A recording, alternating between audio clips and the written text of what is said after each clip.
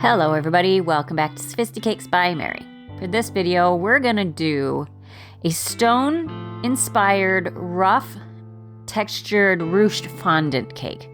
And on this one, I also added some wafer paper flowers. So if this sounds interesting, stick around and we'll get right to it.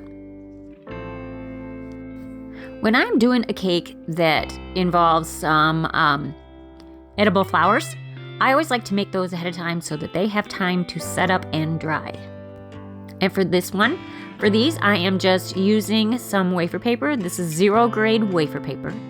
And I just cut it into strips and then cut the strips in half. And I am just cutting a rough leaf shape, a leaf or a petal type shape. I am not making any effort to make them real smooth or clean or anything like that because the way that I'm going to dry them, they're going to dry with some texture to them. Anyways, so it doesn't matter too much as long as they're not like crazy out of whack. And then I'm cutting floral wire. This is 20 gauge floral wire, I believe. And that's what I'm going to use to attach my petals in the pattern, in the swag that I used on this cake. And I'm just using some, I'm not using wafer paper glue, I'm using wafer paper conditioner. And I'm doubling up these petals with the wire in between. So I just did a strip of the conditioner down the middle, stuck the stem on there, or the wire, and then add your other piece. And then I did go back and I kind of trimmed them up, so just a little bit, because I have OCD, I think, and I like everything to be even. So while those are drying just a little bit, I am mixing my colors. I used pale pink with a little bit of ivory in this one. And then I'm just using a strip of the extra wafer paper to just kind of test the color.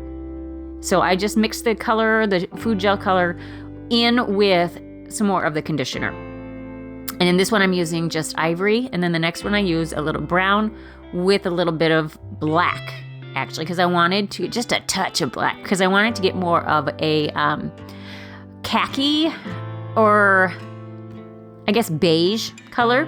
So I had just a touch of black to get some of the warmth out of that.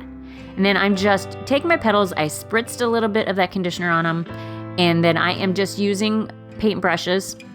These are food dedicated cake decorating dedicated brushes, and I'm just kind of stippling it on there and making sure that they get saturated enough so that they conform to the shape of this crumpled up parchment paper that I'm using to add the movement to these petals. What I like about wafer paper conditioner is that it adds flexibility and it makes them mold to the shape of what you're using, what you're drying them on, plus they have a little flexibility once they're dry. So set those aside to dry. They only took about 2 hours to dry.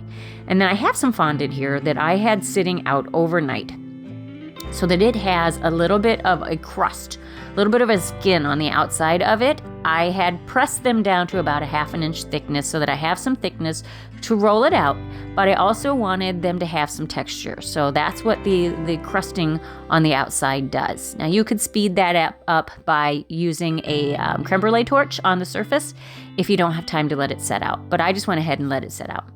And I just broke some pieces apart and then kind of stuck them back together to get that rough, uneven look to it.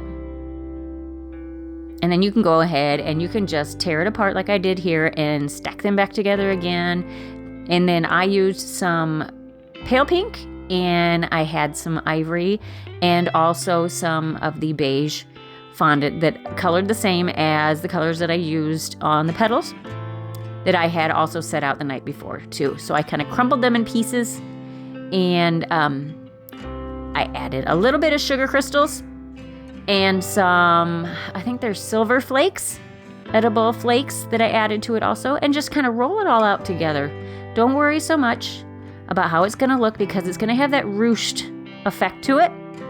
And this is how I do that. I go ahead and I just kind of push it together and then set it aside and let it set up a little bit. What that does is it allows it to kind of set up a little bit so that when you're transferring it onto the cake, it doesn't just pull and stretch apart. Now, when you add it onto your cake, you do have to move pretty quickly. But, and don't overthink it, because if you try to deliberately place it where you want to put it, that's when it's going to pull and stretch and not have the look you want. You just want to kind of throw it at the cake, lift it up with both hands, kind of throw it at the cake, and then just work with it where it's at. That's what I've kind of learned, is some of these techniques for this abstract, kind of rough, organic kind of look, you just kind of have to work with it. It's going to show you how it wants to be. You can give it a little bit of guidance, but ultimately, we're not in control here. And I have this already pre-crumb coated cake that I crumb coated with ganache, and I had added a disc of that fondant on top of both of the tiers. And then you can see here, I'm just kind of lifting it up and placing it on. I had added a little bit of water to that ganache to get it to stick. And I am just working with the fondant the way it wants to lay. And cut off your extra off of the bottom. You probably don't have to if you don't want to, but that was the look I was going for. I didn't want to have a bunch of extra fondant at the bottom. And try to make sure that you have enough of these fondant rolled out and ruched pieces prepared. You can see off to the side there, I have extra fondant if I need it. But I tried to make sure that I had enough so that I don't have to stop and wait, because on my days off from the bakery that I work at, when I make my videos, time is not my friend. So I have to kind of keep moving. I had to keep that train moving, and that's kind of how it is when you're in a bakery environment also. If you are a home-based bakery and you have time, a little extra time, which actually that's ridiculous. That doesn't happen. You don't have extra time when you have a home-based bakery. I'm not going to lie. I've never been so busy in my life. But if you have time, you're just doing it as a hobby. Don't worry so much about having, working. You have a little bit more time to play. Unfortunately, I don't. And I added some extra pieces that were just kind of ripped, kind of torn fondant, placed them on in strips, and then just kind of played with those rough edges a little bit. And some of them I actually almost rolled into like a U shape and added those also. Kind of a smoother texture compared, against the rough edge texture. I kind of like that, the combination of the textures.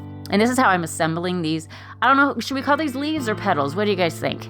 I think they could be called either one. I'm actually just doing a swag with them because I wanted them to kind of go with the flow of the way the fondant was ruched, kind of up into the side. So I'm just using some floral some floral tape, and I am just adding some floral tape, wrapping it down, add another petal or leaf, whatever you want to call it, wrap some more floral tape down and add another one. And once you get them on there, you can manipulate them where you want them. And I made quite a few of these, but I could have made more. If you want to fill that in a little bit more, you just have to make some more. I think I made 27 of them was my goal. Something like that. Between 20 and 30, I can't remember for sure. And then I just bent the floral wire so that it sticks into the cake. You can make a hairpin with some more floral wire if you want to kind of anchor it to the cake. I've shown how I have done that in the past. Just take a piece of floral wire and bend it in a U shape and use that kind of like you do a hairpin, just to kind of anchor it into the cake. And just make sure you tell your customer, your client, that there is some floral wire that is sticking into the cake so that they know that ahead of time. And if they don't want you to do that, they can let you know.